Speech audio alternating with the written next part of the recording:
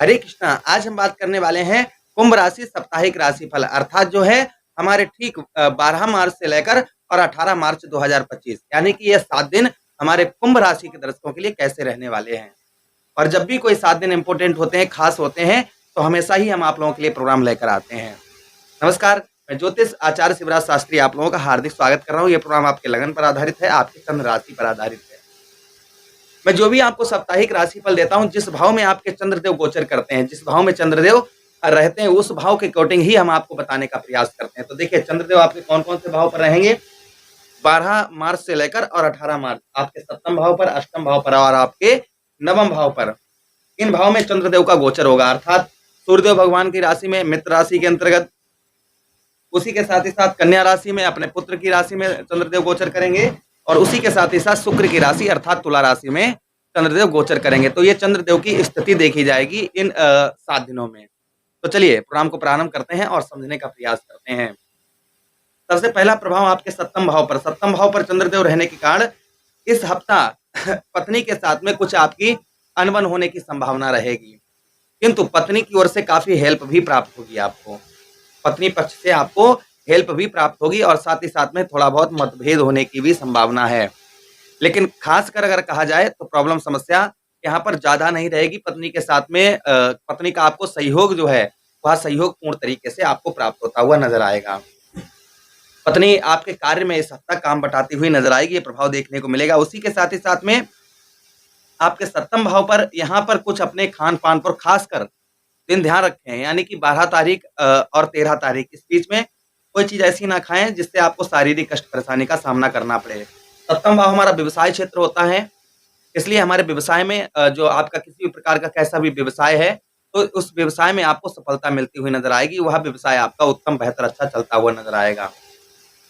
व्यवसाय से रिलेटेड ये काफी उत्तम महीना, अच्छा महीना आपके लिए रहेगा। जो आपका किसी भी प्रकार का कैसा भी व्यवसाय है, उस व्यवसाय में यहाँ पर चंद्रदेव आपके गोचर करते हुए नजर आएंगे। ये प्रभाव चंद्रदेव का कहीं ना कहीं आपके ऊपर और आपको देखने को मिलेगा।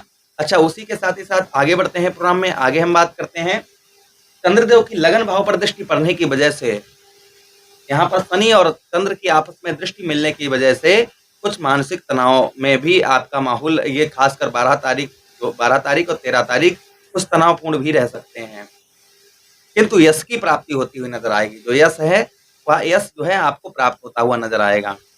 ये प्रभाव चंद्रदेव का कहीं ना कहीं आपके ऊपर आपको देखने को मिलेगा। अच्छा, उसी के साथ ही साथ आगे बढ़ते हैं प्रोग्राम में। आगे हम बात करते हैं उसके बाद में चंद्रदेव की पुनः फिर से चंद्रदेव का गोचर होगा और चंद्रदेव आपके अष्टम भाव पर प्रवेश करेंगे।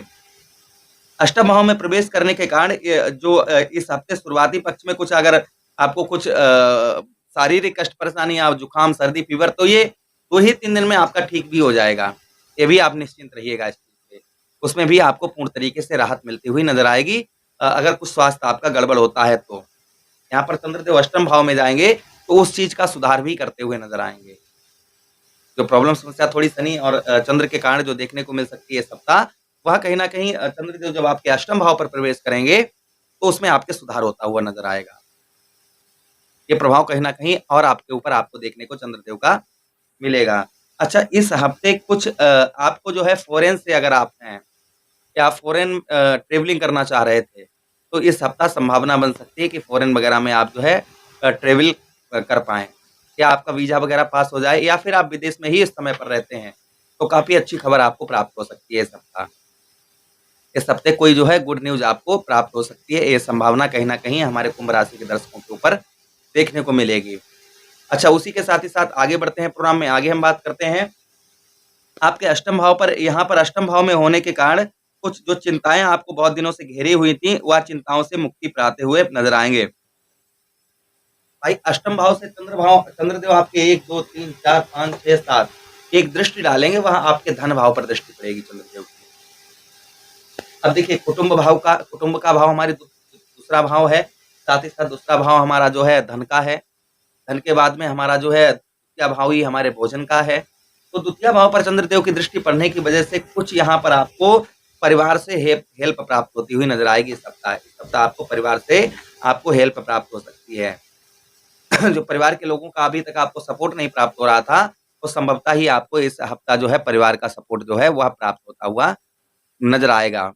मैं सीधे-सीधे बात करूँ तो परिवार की ओर से आपको काफ़ी हेल्प जो है प्राप्त होने वाली है इस हफ्ते। उसी के साथ ही साथ धन में भी आपका जो पैसा है, धन है, उस धन में भी चंद्रदेव आपके बढ़ोतरी करते हुए नज़र आएँगे। आपके धन में जो है आपके अष्टम भाव पर रहने की वजह से आपको जो है आपके कुटुंब एवं धन में जो है आपके वृद्धि होती हुई नज़र आएगी।